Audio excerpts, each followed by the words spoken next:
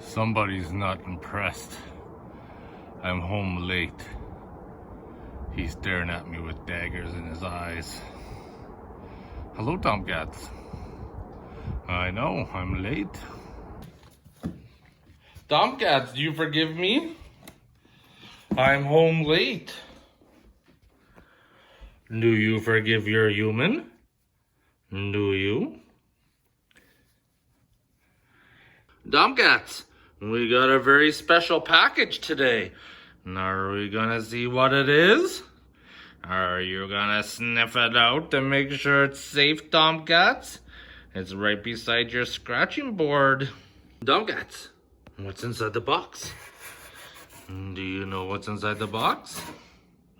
Do you? Do you even care, Tomcats? Did you kill that peeper dead? Did you? Did you?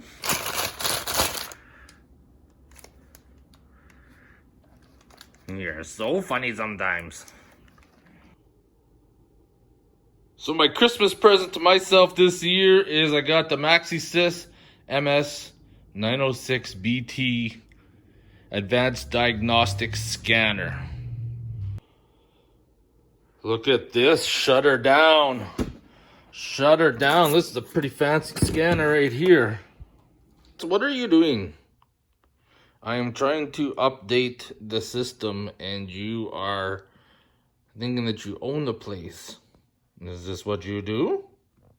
Tomcats, what are you doing?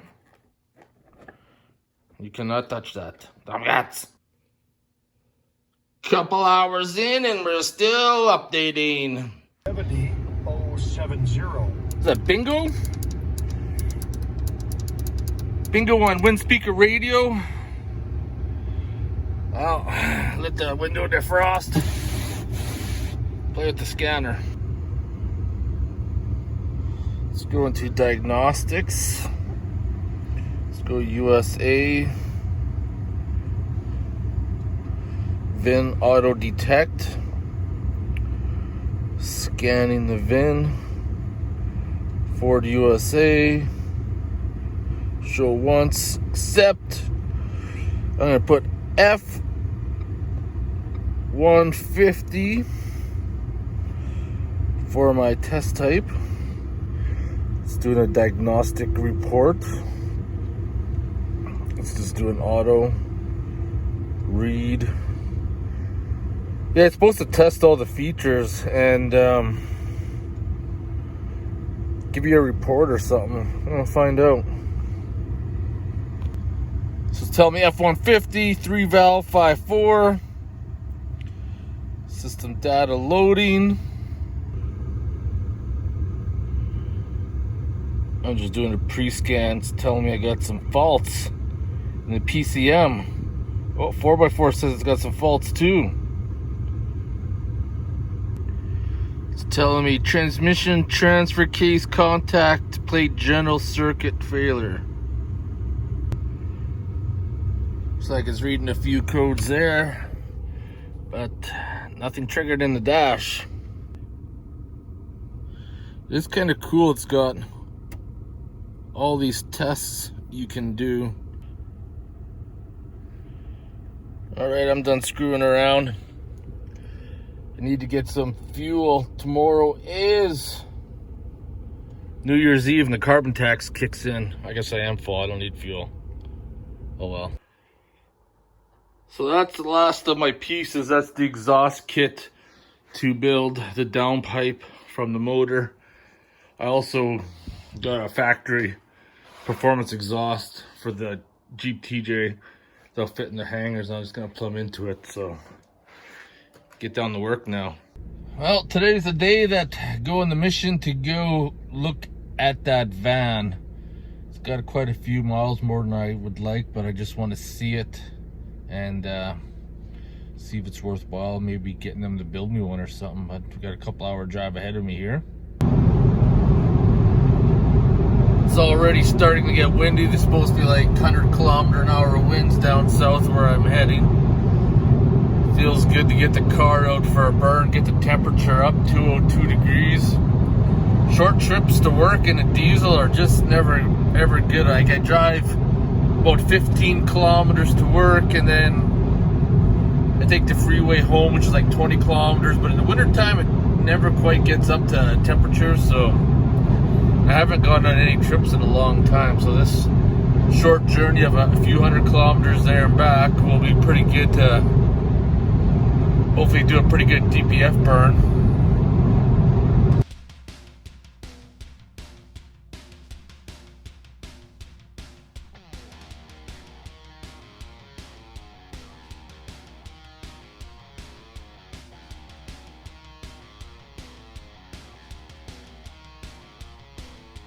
First look in the van's definitely not very clean inside. It's pretty filthy, missing the car stereo. The vents are kind of broken out.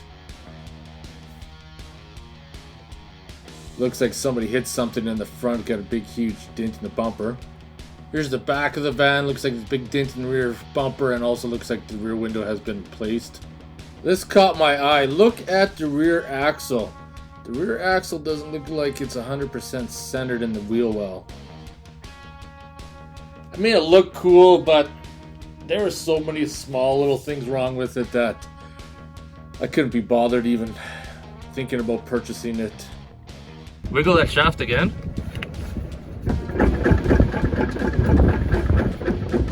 Yeah, it's a lot of play, eh? This was some of the issues with the van.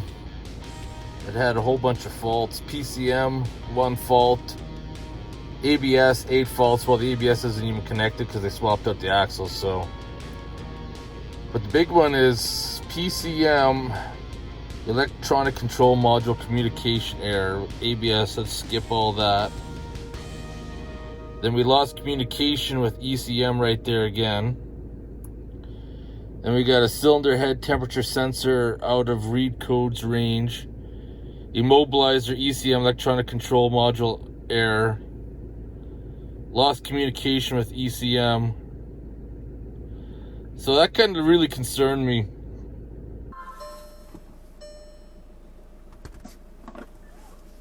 The route is being calculated. The destination is in the displayed direction.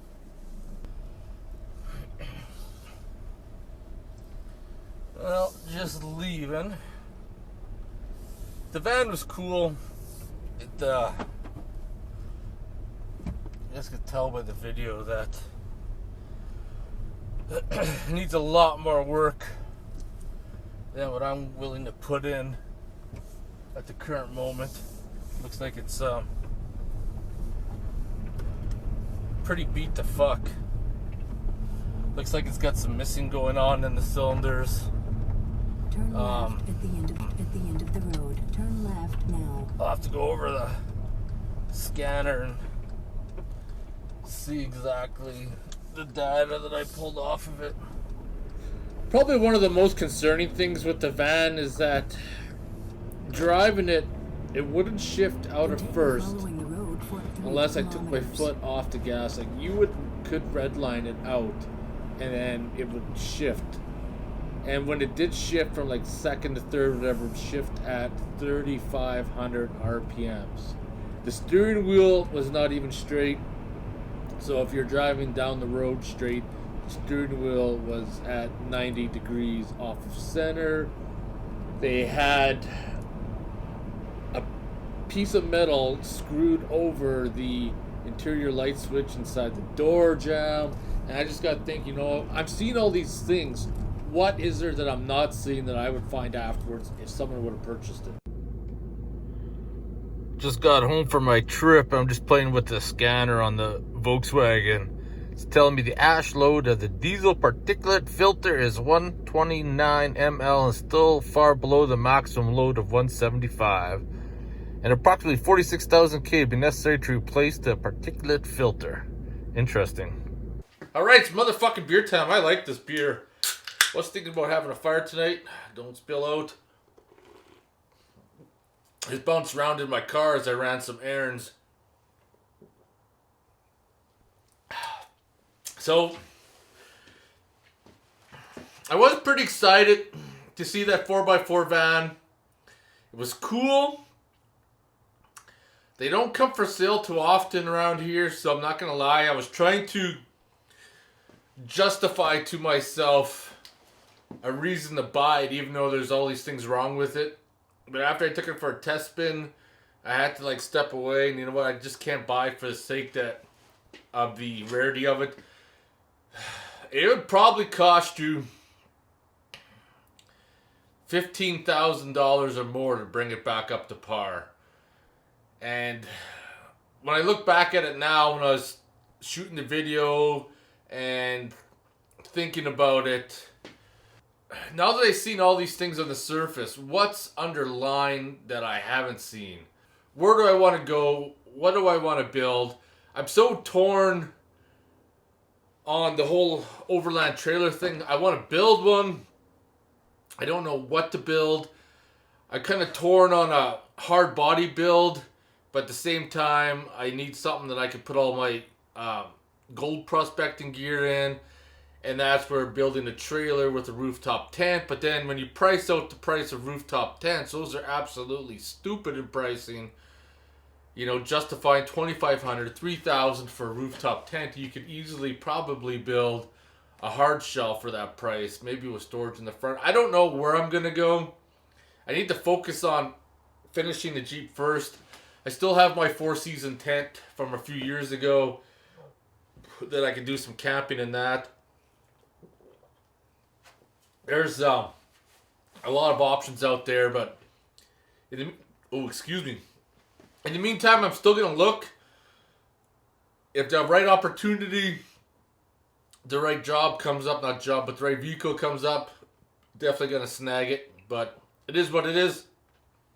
I don't know what else to say. Sometimes you get excited and you really want something, but you just gotta step back and think, you know what? It's not worth it. Not fucking worth it. What do you guys think? I'll see you guys in the next video. Motherfucking beer time. Yeah.